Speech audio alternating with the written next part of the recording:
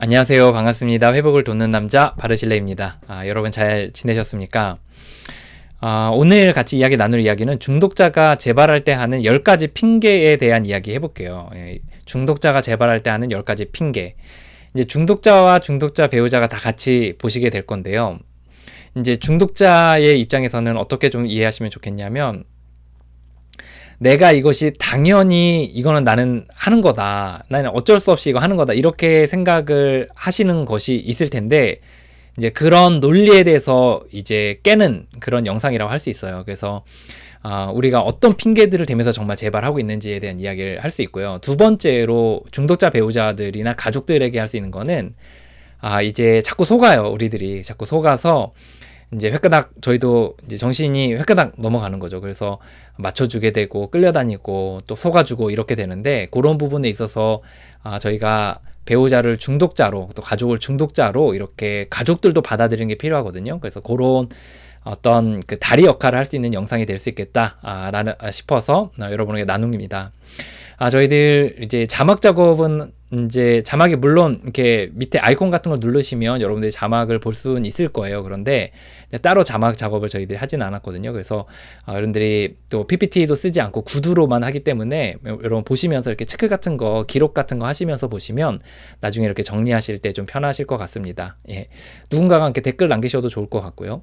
이제 첫 번째로 이야기 나눌 거는 뭐냐면, 이제 재발을 할 때, 중독자들이 재발할 때 하는 핑계 중에 가장 많이 하는 핑계 중에 하나가 뭐냐면, 스트레스를 받아서 그렇다라고 이야기하는 거예요. 예를 들어 어떤 사람이 이제 술만 먹으면 자꾸 이제 깽판을 치고, 이제 막 가족에 칼부림을 하고, 또 직장에서 잘리고 자꾸 이러니까 이제 술을 안 먹기로 본인도 결단하고 이제 회사나 가족에게도 이제 이야기를 한 거죠.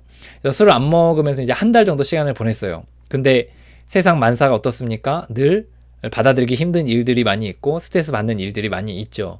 그리고 스트레스는 늘 존재하는 거죠. 그런데 이제 스트레스가 심해지는 거죠. 그게 어디 뭐 가정에서든 직장에서든 어떤 개인 사업에서든 스트레스가 심해지면, 이제 그것에 대해서 스트레스가 너무 쌓이면 어떻죠? 스트레스를 좀 풀어야 될 것 같은 생각이 들잖아요.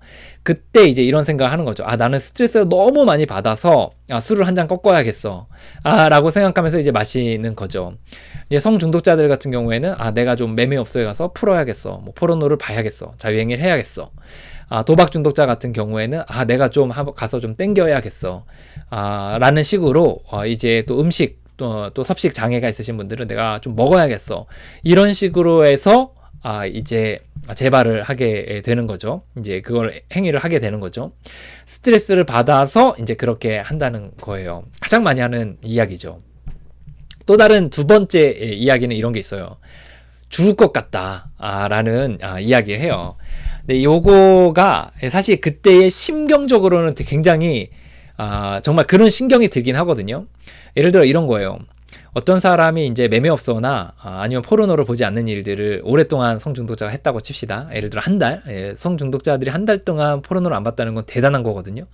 근데 이제 그러니까 회복의 과정 없이 깡결제로 버텼다는 건 대단한 건데, 한 달 동안 하지 않았다고 칩시다. 그래서 한 달 동안 하지 않는데 이제 갑자기 충동이 올라오는 거예요. 그럼 충동이 가슴에서 부글부글 끓으면서 이제 턱 밑까지 이제 차올라오는 순간들이 있거든요. 그때 이제 어떤 생각이 드냐면, 내가 이거를 안 하면, 이거를 배출하지 않으면 내가 밤새도록 시달리다가, 하루 종일 시달리다가, 아니면 몇 날 며칠 시달리다가 죽을 것 같은, 아니면 잘못될 것 같은 생각이 이제 스쳐 지나갑니다. 그리고 그게 점점 어떤 추론에서 확신으로 이제 바뀌면서 나는 이거 안 하면 죽을지도 몰라, 이런 생각이 듭니다. 여러분, 중독자가 아니신 분들은 사실 이렇게 생각할 수 있어요. 아니, 그게 말이 돼? 죽을 것 같을 수는 있는데 정말 그걸 믿고서 한다는 게 말이 돼? 라고 생각을 하는데, 실제 그 순간의 시점이 되면 정말 그런 마음이 드는 거죠. 정말 그런 생각에 막 휩싸이게 돼서 하게 되는 거죠. 이제 예를 들어 마약 중독자들이 이제 마약을 하지 않게 됐을 때와 환시환청들이나 아니면 이런 것들이 생기잖아요. 그래서 누가 나를 쫓아오고 나를 죽일 것 같고 저 사람이 나를 쳐다보는 것 같고 막 이런 생각들이 들잖아요. 사실이 아니지만 순간적으로 그렇게 생각이 드는 거죠. 이것도 마찬가지예요. 중독자들이 그 충동이 올라왔을 때 하지 않으면 죽을 것 같은 그 마음이 드는 게 사실은 아니지만 착시 현상으로 그렇게 믿어지게 된다는 겁니다. 종종 이제 중독자들이 갈망감에 대한 표현들을 할 때가 있어요. 그러니까 내 갈망감이 너무 들어서 내가 힘들었다라는 이야기들을 할 때가 있는데, 그 사람들이 이제 이 중독의 이 갈망감이 충동이 올라왔을 때 이제 단순히 그것만으로만 넘어진다기보다는 그랬을 때 이제 어떤 사고방식 자체가 확 바뀌어서 나 이거 안 하면 죽을지도 모른다 라는 생각이 실제 든다는 거예요. 그러면 중독자 가족들이 봤을 때는 내가 죽을 것 같아서 했어 라고 이야기하면 그게 일부는 맞아요. 그러니까 그런 심경이 들었던 건 맞아요. 그러면 한편에서는 뭐냐면 진짜 죽는 건 아닌데 그렇게 믿으니까 지금 정신 상태가 제대로 된 상태는 아닌 거죠. 그러니까 정신도 망가진 상태인 거죠. 어쨌든 두 번째에 되는 핑계 중에 하나가 죽을 것 같다. 나 이거 안 하면 죽을 것 같아. 라는 핑계를 대서 한다는 겁니다. 세 번째는 악질이라고 생각하는데 저는 이것도 망상에서 나오는 거예요. 이제 얘기할 때는 다 진실이에요. 얘기할 때는 진실, 물론 피하려고 빠져나가려고 하는 것도 있지만 진실일 때가 있어요. 그러니까 무슨 말이냐면 그렇게 믿어지는 거죠. 그게 사실 아니더라도. 그 결론부터 얘기하면 이렇게 얘기합니다. 너 때문이야. 너 때문에 내가 재발했어. 라고 이야기하는 경우들이 있어요. 이거는 진짜 그 배우자나 가족들을 같이 죽이는 행위인데요. 무슨 말이냐면 어떤 사람이 그 배우자가 스트레스를 준다 그래서 사람들이 다 도박을 하러 가고 뭐 술을 먹고 업소에 가고 외도를 하나요? 그러진 않죠. 그런데 이제 이 사람들이 이제 그 배우자가 이제 스트레스를 이렇게 주면 이제 그것 때문에 이제 갔다고 핑계를 대는 겁니다. 근데 그 당시에는 거짓말로 핑계 대는 경우도 있지만 대부분 자기도 그렇게 믿어요. 그렇게 믿는 경우도 많이 있어요. 그러니까 너가 나를 스트레스 줬기 때문에 내가 간 거다라고 본인도 생각하는 거죠. 근데 사실 스트레스를 받는다고 해서 다 가는 건 아니잖아요. 스트레스 받는다고 해서 술을 먹나요? 스트레스 받는다고 해서 외도를 하나요? 그건 아니잖아요. 그런데 당시에 순간적으로는 그렇게 믿는다는 거예요, 본인이. 그래서 이런 경우는 이 배우자를 아주 망가뜨리게 됩니다. 뭐냐면 이게 정말 나 때문에 그런가라는 그런 심리 구조 같은 게 있거든요. 정말 나 때문에 그런 거 아닐까? 라는 생각이 들어서 이제 배우자에게 맞추기 시작합니다. 그리고 끌려다니게 되고 그리고 휘둘리게 되는 현상들. 그러면서 이제 정서적인 끈이 두 사람 사이에 생기는 거, 보이지 않는 끈이 생기는 거죠. 그래서 여기서 갑이 되고 여기서 을이 돼서 끌려다니게 되는, 휘둘리는, 너 때문에 그런 거야 하면 휘어청 이렇게 하게 되는. 그래서 나중 돼서는 상대방 눈치만 보게 되고 끌려다니게 되는 일들이 생기게 된다는 겁니다. 네 번째는 뭐냐면 어린 시절 상처 때문에 내가 재발했다, 이런 경우들이 있어요. 그러니까 저는 이것 중에 하나가 이제 기본적으로 우리가 이제 저는 개인적으로 뿐만 아니라 중독의 치료나 회복에 있어서는 이렇게 얘기해요. 성인이 돼서는 현재 자신에게 생긴 증상들에 있어서는 이제 책임적 존재로서 고쳐 나가야 되는 거다. 그걸 어린 시절의 핑계로만은 될 수 없다. 이렇게 얘기를 하거든요. 그러면서 이제 거기서부터 회복을 시작을 해요. 그런데 이제 이 사고 구조에 이제 빠진 거죠. 어린 시절의 상처를 내가 받았고, 그것으로 인해서 나는 씻을 수 없는 내가 중독에 걸렸고, 그래서 내가 지금 중독에 걸린 것은 내가 어린 시절의 상처 때문이다. 라고 이야기하는 거죠. 그런데 이것에 대해서 좀 분리해서 볼 필요가 있어요. 물론 뭐 기여한 부분들도 있을 수 있죠. 하지만 이제부터는 우리가 성인이 되었고 책임적 존재로 이제 우리가 나가야 되는 거죠. 그런데 이것에 대해서 우리가 끊임없이 어린 시절에 이제 핑계를 댄다는 건 이제 핑계지, 사실 그게 진짜 그렇게 해서 간다는 건 아니라는 거죠. 저는 이 부분에서 조금 아쉬운 것들 중에 하나가 이제 우리가 한국에, 뭐 전 세계까지는 모르겠어요. 근데 한국에 있어서의 상당수가 이제 어떤 심리 상담들을 받을 때 뭐부터 하냐면 가계도부터 사실 그리잖아요. 부모가 어땠고, 내가 부모에서 어떤 영향을 받았고, 부모의 어떤 역기능이 있었고, 막 그렇단 말이죠. 그러면 내가 이제 그 상담을 받을 때는 굉장히 좋아요. 내가 이렇게 된 이유를 안 것 같고, 그리고 내가 정말 피해자고, 내 눈물이 쭉쭉 나면서 막 뭔가 거기서의 카타르시스 같은 것들이 느껴지거든요. 그런데 그렇다고 해서 현재 그것으로 인해서 내가 현재의 중독의 행위에 있어서의 핑계로 삼을 수는 없다는 거죠. 근데 자꾸 핑계로 삼게 되는 거예요. 그래서 거기서의 어떤 그 가계 조사를 통한 현재를 바라보는 것에 대한 부작용이 있다. 저는 그렇게 좀 얘기할 수 있다고 생각하는데요. 어쨌든 이제 그 어린 시절의 상처로 모든 것들을 다 이제 핑계대서 하는 경우들이 있다는 겁니다. 이제 다섯 번째를 보면은 이런 핑계를 댑니다. 야, 괜찮아. 사회에선 다 이 정도 해. 요렇게 이야기하는 사람들 굉장히 많죠. 사회에서 이 정도 해. 사회에서 이 정도 매매업소 다녀. 사회에서 이 정도 포르노 봐. 사회에서 이 정도 술 먹어. 사회에서 이 정도 뭐 도박은 해.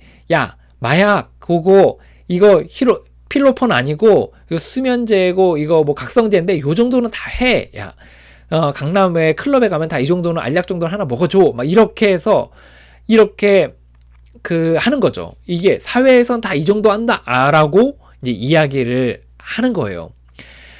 이게 제가 이제 얼마 전에 한 모임에 갔었어요. 그 모임에 제가 약간 객원처럼 해서 게스트로 갔는데, 이제 저는 술을 안 먹으니까 이제 구석에서 이제 밥 먹고 있는데, 이제 술을 쫙 술잔이 돌아가더라고요. 근데 딱딱딱 보이더라고요. 이 사람은 술이 우선순위다. 이 자리가 어떤 자리인지 나 알까? 라고 싶을 정도로 술에만 꽂혀가지고 이제 술을 마시고 있더라고요. 근데 그 사람이 하는 모습들이 뭐냐면 마치 즐겁게 노는 것처럼 막 이렇게 그 술을 이렇게 먹는 거는 당연한 것처럼 해서 막 잔을 돌리고 막 하는데 그 잔을 돌리고 막 이렇게 하는 거는 뭐냐면 이제 자기가 그것을 마시고 싶어서 자기가 마시는 데 있어서 민망하지 않으려고 그렇게 막 하는 게 보이더라고요. 이런 유형의 사람들, 그러니까 다시 말해서 사회 속에서 술을 막 이렇게 마시고 막 즐기고 이렇게 한다고 하는 사람들 중에 상당 중독자가 있다면 그 사람들이 하는 핑계 중에 하나가 사회에선 이 정도 해. 사회에선 이 정도 술 먹어. 어떻게 사회생활을 안 해? 사회생활을 할 수 있어, 술 안 마시고. 어떻게 뭐 영업하면서 매매업소 정도 갈 수 있지. 야, 다 세컨 하나씩 두고 있어. 이런 식으로 다 얘기를 하는 거죠. 핑계를 대는 거예요, 이런 식으로. 그 다음에 나오는 이제 예시들이 뭐가 있냐면 한 잔만에 또 핑계가 있습니다. 내가 이 딱 한 잔만 내가 하려고 그랬어. 내가 이 딱 한 잔만 할 수 있어. 라고 생각을 하는 거예요. 이 한 잔만의 유혹이 굉장히 큽니다. 사실 이 핑계들을 이제 어떤 망상 또는 뭐 정신착란 뭐 여러 가지 많은 표현들로 하는데 이제 알코올 중독 전문 병원에서는 이를 뭐 4가지 정도 이렇게 나눠서 이 망상들을 이렇게 정리를 한 파트들이 있더라고요. 그래서 좀 자세히 보진 않았는데 요 같은 맥락이구나 정도는 제가 이해를 했어요. 예, 그래서 그때 그 중에 하나가 이제 조절망상이거든요. 조절망상. 나는 조절할 수 있다라고 하는 거예요. 그러니까 나는 이거 땡기는 거 한 번만 땡기고 집에 갈 수 있다라고 하는데 못하죠. 내가 화투하는데 내가 이거 10,000원짜리로 시작해서 내가 10만원 있는데 이 10만원 이를 때까지만 한다 라고 딱 하는 거죠. 내가 섭식 조절 장애인데 내가 요거 딱 한 컵만 먹겠다. 내가 성중독자인데 포르노 딱 한 10분만 딱 보겠다.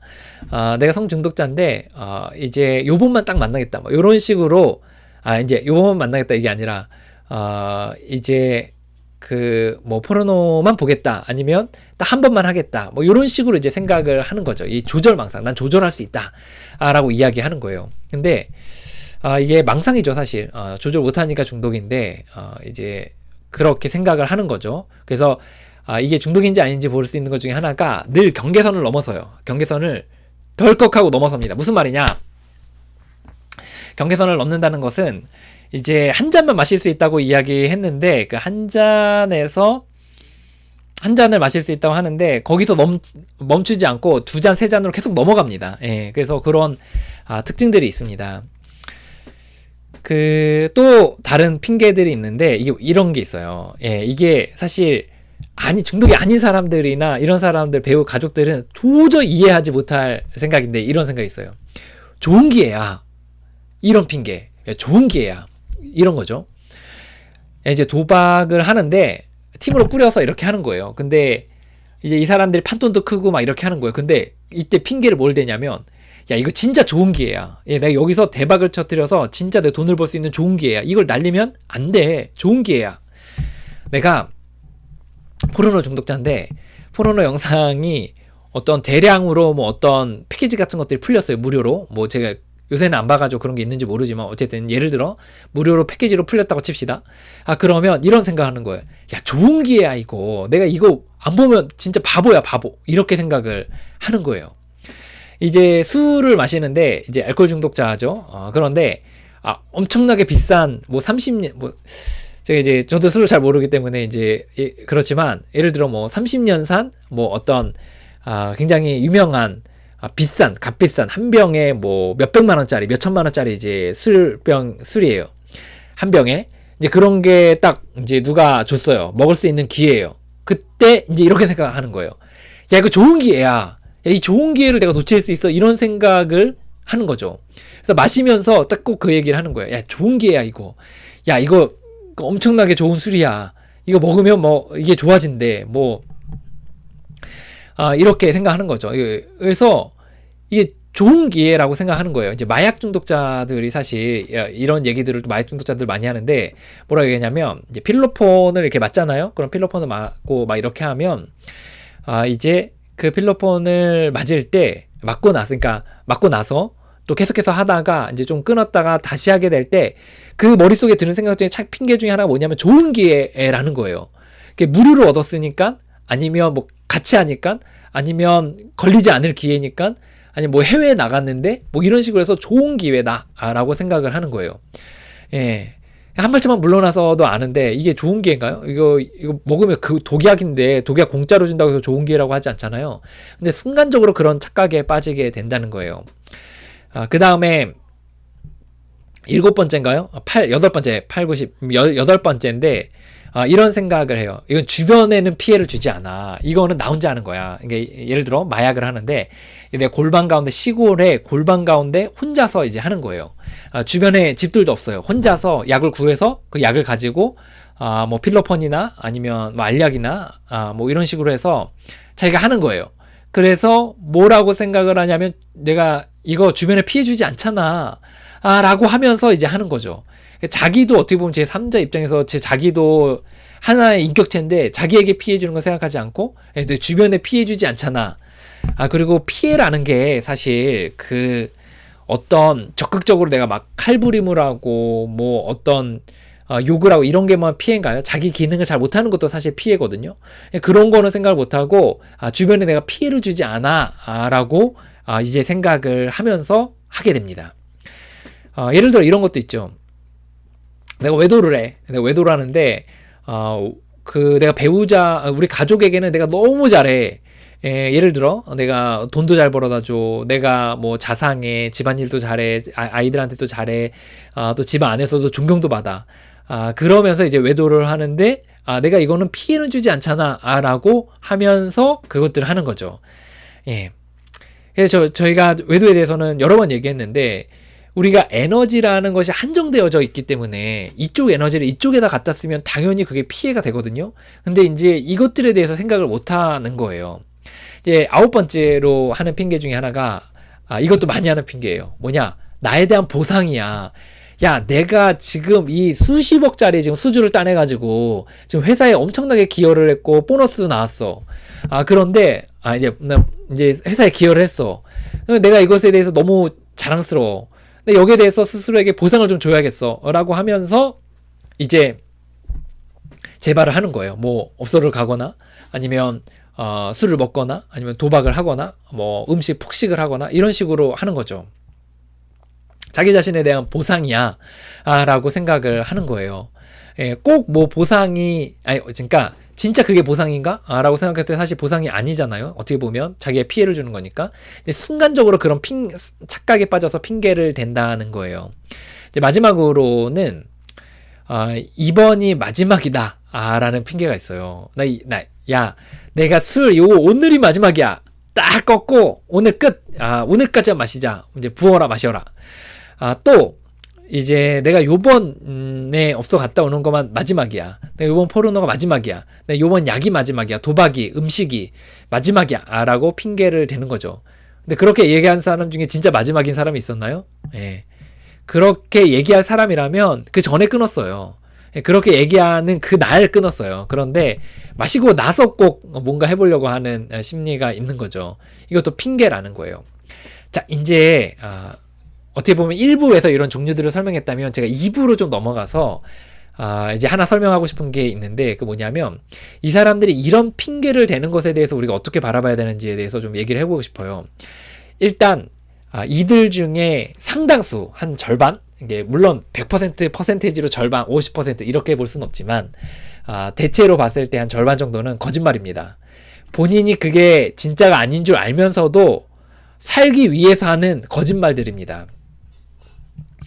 예, 그래서 절반 정도는 거짓말이고요. 절반 정도는요, 어떻게 하냐면 본인도 그렇게 믿어요. 예, 본인도 죽을 것 같아서, 아니면 스트레스 받아서, 또 너 때문에 뭐 이런 식으로 한 잔만 뭐 보상이다, 이번이 마지막이다, 이렇게 본인도 그렇게 믿으면서 그렇게 하게 되는 겁니다. 예, 요런 이제 경향들이 있다는 거예요. 그럼 우리가 이것을 통해서 우리가 살펴볼 것은 무엇이냐? 이것을 통해서 살펴볼 것들이 이제 두 가지인데, 이제 첫 번째는 뭐가 있냐면, 첫 번째는 중독자는 거짓말을 잘한다. 예. 그러니까 알고, 자기가 아닌 거 알면서도 이야기하는 것에 있어서는 중독자는 거짓말을 잘한다. 중독자가 얼마나 거짓말을 잘하는지요. 예, 그래서 저도 뭐 중독자로 한 20년 지내니까 말만 늘어가지고, 거짓말은 물론 하지 않습니다, 지금은. 하지만 이제 말이 늘은 게 이제 그런 부분도 있어요. 예, 맨날 뭐 말로만 이렇게 하니까. 어쨌든 거짓말을 잘한다. 이 얘기를 합니다. 이제 그런 거죠. 물론 전 이제 지금은 거짓말하지 않습니다. 지금 이제 성격적 결함을 고쳐 나가고 있기 때문에. 하지만 이제 중독자는 거짓말을 잘한다. 요 얘기를 하고 싶고, 두 번째는요. 이제 요런 게 있는 거죠. 이 중독이 이제 이 정신병이다, 이것에 대해서 이게 입증하는 거예요. 정신병이다라는 거. 자, 이제 예를 들어 중독자 가족이라면 이런 생각들 한번 보시고, 중독자라면 한 발짝 물러나서 다른 사람이 이런 생각을 한다고 하면 그게 맞는가에 대해서 한번 생각을 해보세요. 말도 안 되죠. 여러분, 술 먹고 싶은 마음이 충동이 올라오는데 그거 안 마신다고 죽나요? 뭐 업소를 가고 싶은데 업소 안 간다고 죽나요? 그러지 않죠. 근데 그렇게 믿는 거예요. 생각이 그렇게 믿는 거예요. 스트레스 받아서 가나요? 아니요. 가고 싶어서 스트레스를 핑계 대는 겁니다. 와이프 때문에, 배우 남편 때문에 그렇게 하나요? 예, 어린 시절 상처 때문에 그렇게 하나요? 사회에서 다 이 정도 한다고 우리도 그렇게 하는 건가요? 한 잔만 하고 멈출 수 있나요?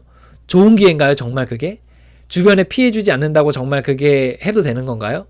그게 정말 자신을 향한 보상인가요? 이번이 정말 마지막일 수 있나요? 다 사실이 아니에요. 근데 그걸 사실로 믿고 있는 거죠. 중독은 정신병이다 라는 거예요. 그래서 이 정신병의 문제에 대해서 다루지 않으면 이것은 중독은 정말 다루기 어렵다, 갈망만을 가지고 이야기하기는 좀 어려운 부분들이 있다 라는 거예요. 그래서 초기 알코올 중독자들이 이제 회복을 할 때 사실 먼저 발견했던 게 이 정신병에 대한 부분이에요. 나는 마시지 말아야 되는데 자꾸 마신다 라는 부분에 대한 그러니까 핑계를 댄다. 그래서 이 정신병에 대한 부분들을 이야기했고, 나중에 이제 그 의사의 도움을 받아서 이 육체적인 갈망감에 대한 이야기의 발견을 좀 하나 더 했습니다.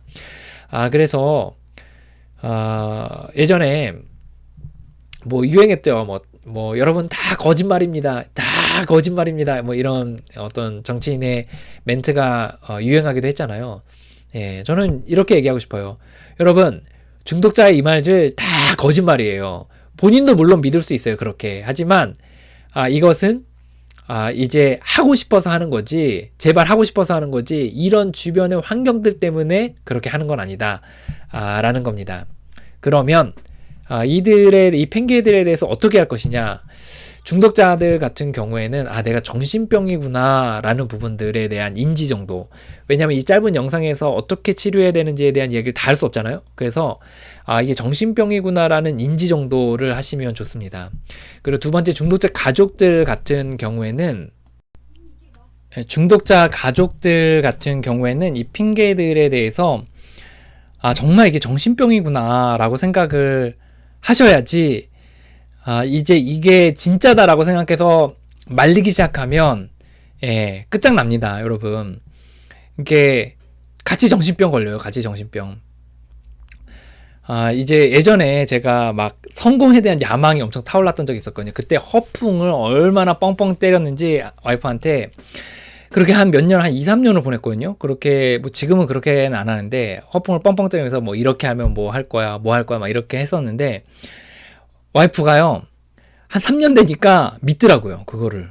말도 안 되는 얘기를 믿더라고요. 뭐 제가 그렇게 얘기하지 않았지만, 구체적인 사례를 얘기하긴 좀 그래서, 이제 예를 들어 좀 과장해서, 내가 그 죽이는 아이템이 있는데, 이 아이템을 가지고 사업을 해서, 내 1년 안에 40억을 벌을 거야. 이거를 제가 계속 예를 들어 한다고 칩시다. 근데 뭐 이 정도까지의 허황된 말은 아니었지만 어쨌든 제가 했던 뻥을 그러니까 나도 그렇게 믿은 거죠. 그런 허황된 말들을 하는데 3년 되니까 믿더라고요. 와이프가. 그래서 이게 정말 무섭구나 라는 생각을 했거든요. 이 중독자 배우자도 마찬가지예요. 예를 들어 너 때문에 내가 재발했어. 이거를 들어요. 그러면 이거를 계속 든다고 칩시다. 그리고 막 그냥 얘기해. 너 때문에 내가 했어. 이렇게 하겠어요? 너 때문에 내가 했어. 막 여러 가지 막 설득하고 막 이렇게 얘기하겠죠. 그리고 막 근거들을 막 대고.